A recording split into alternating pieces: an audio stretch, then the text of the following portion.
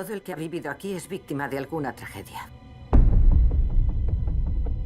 Como su hija hace un año. Mi hija era toda mi vida. Por oír de nuevo su voz, daría todo lo que tengo. Hello, Carlos.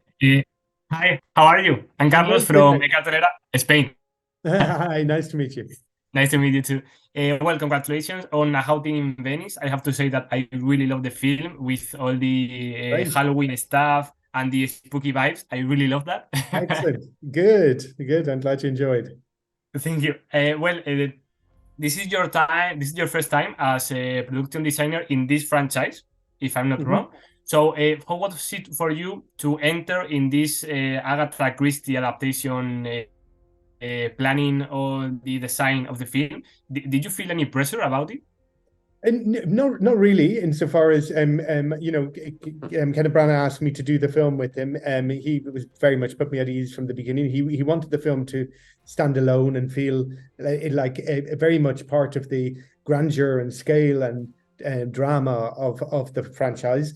But in terms of the setting, that it was very much its own world. It also has quite a different atmosphere to the other films. So I didn't feel at any point a need to mirror the other films. The setting is all in one house, which in itself is very different. So, we decided to build everything, that we would do it all in the studio, because it was so complicated with chandeliers and so on. And, it made more sense. So it became very much its own world, and I think it also has a different, the set has a different relevance to the other films. The set is one of the characters, is one of the suspects.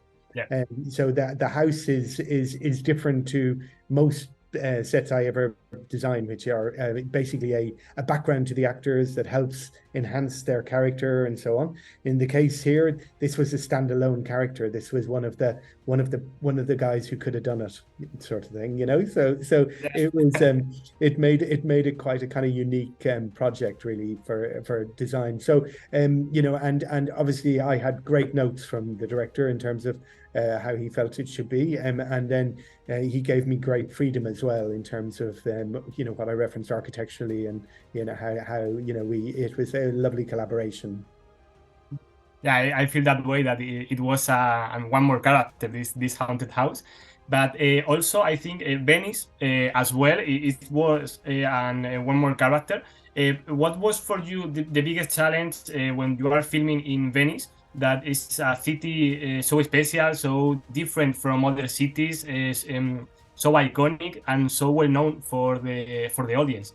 Yeah, well, I mean, we really wanted to try and show a different Venice. We wanted our palazzo not to be a palazzo on the Grand Canal, to be one of the palazzos, because the palazzos that are off the Grand Canal barely get noticed, but you go inside them and they've got the same grandeur or more than some of the palazzos on the Grand Canal, which are generally big hotels now. It was about what happens behind closed doors and histories of layers and layers of buildings that are built on top of each other, and it was trying to show a different Venice. I mean, Venice after the war was a very different city. It didn't have a tourist industry. It had survived the war. There had been an agreement not to bomb it. And as a result, it was a home to a lot of refugees. And it was, so we wanted to really see a Venice that felt quite different, I think, to what most people expect to see. And it's how Venice is. You really don't have to go very far, away from the Rialto Bridge and St. Mark's to see a crumbling real Venice, where you walk down passageways and you slip and you end up in the water. It's a tricky place. So yeah, we were keen to do that. And it's a difficult place to film. You go everywhere by boat, which for film crews makes it very difficult. But that's why we only film for 1 week.